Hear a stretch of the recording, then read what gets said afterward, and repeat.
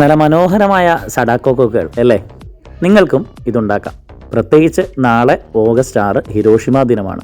അപ്പോൾ സഡാക്കോ കൊക്കുകൾ ഉറപ്പായിട്ടും ഉണ്ടാക്കി കൊണ്ടുവരാനായിട്ട് നിങ്ങളുടെ ടീച്ചർ ആവശ്യപ്പെടും. അങ്ങനെയുള്ളവർക്ക് ഉപകാരപ്രദമാകുന്ന ഒരു വീഡിയോ ആണിത്. അപ്പോൾ സഡാക്കോ കൊക്ക് നിർമ്മിക്കാനായിട്ട് ചാർട്ട് പേപ്പറോ A4 സൈസ് പേപ്പറോ നിങ്ങൾക്ക് ഉപയോഗിക്കാവുന്നതാണ്. അപ്പോൾ കളർ പേപ്പർ ആണെങ്കിൽ അതിന് ഇച്ചിരി കളർഫുള്ളായിട്ട് നമുക്ക് നല്ലൊരു പ്രോഡക്റ്റ് കിട്ടും.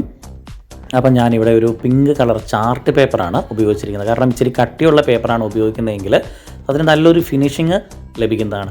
അപ്പം ആദ്യം നിങ്ങളുടെ ആ റെക്റ്റാങ്കിളായിട്ടുള്ള നിങ്ങളുടെ പേപ്പർ സ്ക്വയർ ആക്കുക എന്നുള്ളതാണ്. അപ്പോൾ എല്ലാവർക്കും അറിയാം അത് സ്ക്വയർ ആക്കാനായിട്ട്. സ്ക്വയർ ആക്കിയതിന് ശേഷം ഇതുപോലെ എല്ലാ വശവും കോണുകളും എല്ലാം മടക്കി ഇതുപോലെ അതിൽ മടക്കുകൾ ഉണ്ടാവണം. ഇതിലെ മടക്കുകളാണ് പ്രധാനമായിട്ടുള്ളത്. ആ മടക്കുകൾക്ക് ശേഷം 2 കോർണറിലുള്ള ട്രയാങ്കിളുകൾ ഒരുമിപ്പിക്കാനായിട്ട് ശ്രമിക്കുക.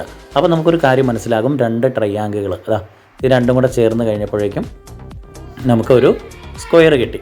ഇനി ആ സ്ക്വയറിൽ നിന്നും സൈഡിലുള്ള ട്രയാങ്കിളുകൾ 90 ഡിഗ്രി ട്രയാങ്കിളായിരിക്കും ലഭിക്കുന്നത്. ആ 4 ട്രയാങ്കിളുകൾ പുറകിലും മുമ്പിലുമായിട്ട് ട്രയാങ്കിൾ ഉണ്ടാവും. അതെല്ലാം മടക്കുക. മടക്കുമ്പോൾ സൈഡിലും നമുക്ക് ട്രയാങ്കിൾ ലഭിക്കും. ആ ട്രയാങ്കിളും താഴോട്ടും മുകളിലുമായിട്ടും നല്ല രീതിയിൽ മടക്കണം. ഇതിൽ മടക്ക് വളരെ പ്രധാനപ്പെട്ടതാണ്. അതുകൊണ്ടാണ് ഞാൻ കട്ടി ഉപയോഗിച്ച പേപ്പർ തന്നെ ഇവിടെ ഉപയോഗിച്ചിരിക്കുന്നത്. അപ്പോൾ അതിനുശേഷം ഈ മടക്കുകൾ നിവർത്തുക എന്നുള്ളതാണ് ആദ്യം. ഇത് വളരെ ശ്രദ്ധയോടുകൂടി വേണം ചെയ്യാൻ, അല്ലെങ്കിൽ ആ പേപ്പർ കീറി അതിന് പ്രയാസമുണ്ടാവും. അപ്പോൾ എന്ത് ചെയ്യാന്ന് വെച്ചാൽ ഈ സൈഡ് നല്ല പോലെ മടക്കിയത് പതുക്കെ ഇങ്ങനെ നിവർത്തിയെടുക്കുക. നിവർത്തി എടുത്തപ്പോൾ നമുക്ക് കിട്ടുന്ന രൂപം ഇങ്ങനെയാണ്. താഴെയുള്ള 2 സൈഡ് ഒട്ടിച്ചും മുകളിലുള്ള സൈഡ് തുറന്നും ഓപ്പണായിട്ടും ഉണ്ടാവും. അപ്പോൾ അതെന്ത് ചെയ്യുക, അത് പിന്നെയും ഒരു 30 ഡിഗ്രി രണ്ടും സൈഡിലോട്ട് ചരിച്ച് വെച്ചിട്ട് പിന്നെയും മടക്കുക. അത് ഉള്ളിലേക്കായി പിന്നെയും അകത്തേക്ക് മടക്കി വെക്കുക. അപ്പോൾ നമുക്ക് ഏതാണ്ട് സഡാക്കോയിൻ്റെ ഒരു രൂപമായിട്ട് വരും. അതിൽ ഏതെങ്കിലും ഒരു സൈഡ് വാലായിട്ടും ഏതെങ്കിലും ഒരു സൈഡ് തലയായിട്ടും നിങ്ങൾക്ക് യൂസ് ചെയ്യാം.